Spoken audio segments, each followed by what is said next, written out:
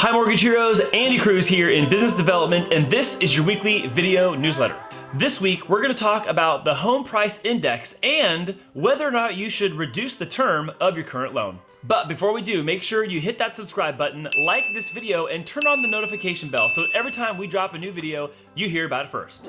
So let's just jump right in today. We're going to first talk about the home price index. Now, the most recent home price index report, of course, again, reports to us that we have the highest appreciation in modern history in the course of the last 12 months, where you see an 18% overall appreciation of real estate values across the country.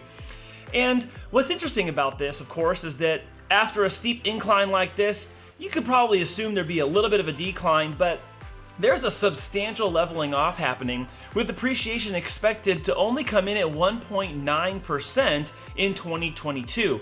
Now, that is still appreciation, but like we've been saying for a couple of weeks now, we're expecting appreciation to slow down.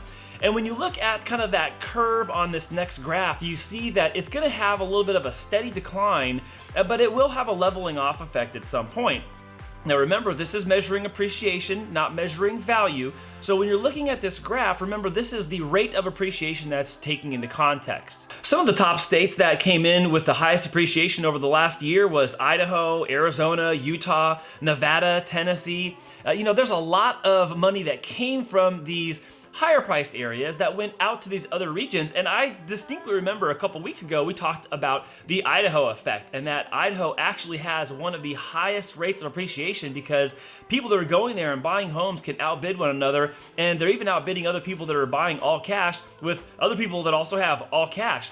So what you're seeing here is some of these states that are on this list are not normally your cast of players at the top of the top 10 or even the top 5 for that matter of home price appreciation over any measurement of time. So I'm expecting that you're going to see this into 2022 and 2023 level off a little bit as the frenzy of going to these places cools down. I think there's going to be a little bit more of a stabilization of their appreciation rate, and I think it's going to come back into some sort of normal standard where the normal cast of characters you expect on here, like the Floridas, the New Yorks, and the Californias, return to their place in this list. We're going to go hand in hand into the next part of today's topic, which is whether or not you should reduce the term of your loan. Now, when we say reduce the term of your loan, we mean taking your current 30-year fixed loan into either a 15-year or a 20-year loan. And you're wondering, well, why would I do that? I already have a 30-year loan. I've already been in it for 5 years or 7 years.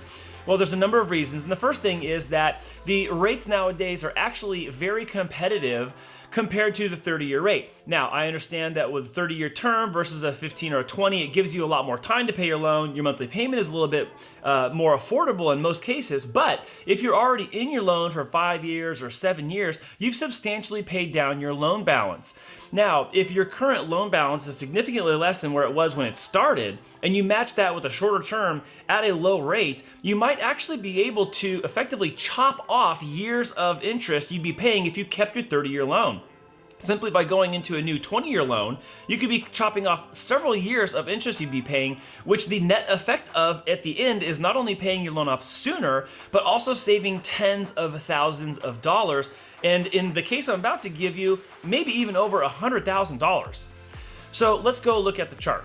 So what you see here is a comparison of a 30-year loan versus a 15-year and a 20-year loan, and you can see the monthly payment differences in the column there, but what is most notably standing out in this scenario is that on a $500,000 loan, anyone who refinances into this or chooses this option compared to a 30-year option, all things considered the same, all things equal, same loan amount, the interest rate of course is different in the market, but paying on time every month, having a fixed loan, and the loan starting at $500,000, you save over $108,000 of interest paid by having a 20-year loan than a 30-year loan.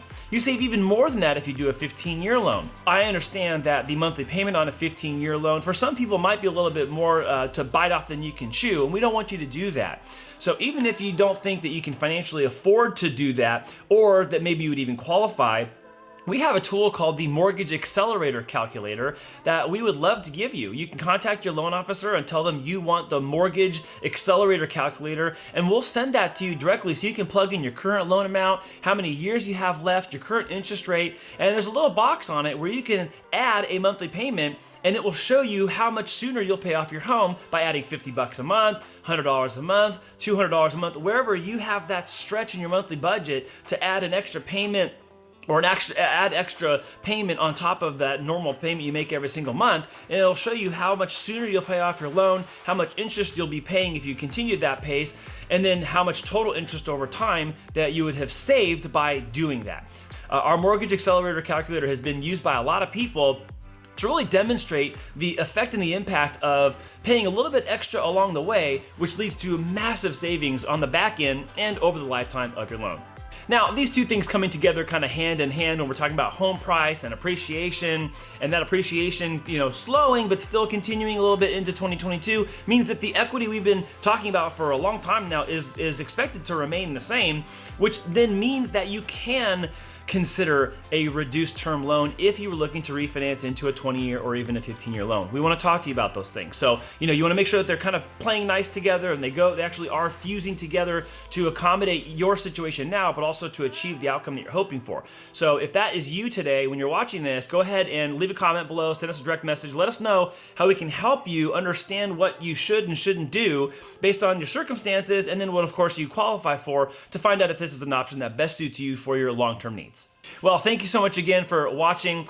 We hope that you enjoy a wonderful Thanksgiving. Next week, we're going to come back to you the week after Thanksgiving, hopefully spreading some cheer coming into the Christmas and December and end of the year season. Thank you so much for supporting Mortgage Heroes throughout this entire year. We are super excited to talk to you guys. Thank you so much for your notes, and thank you for your emails and your phone calls. And we're so glad that this information is helping you. Remember to share this with someone you know and love who needs to have this information so they can make their next best choice in mortgage real estate. We will see you again after Thanksgiving. 2 weeks. See you then.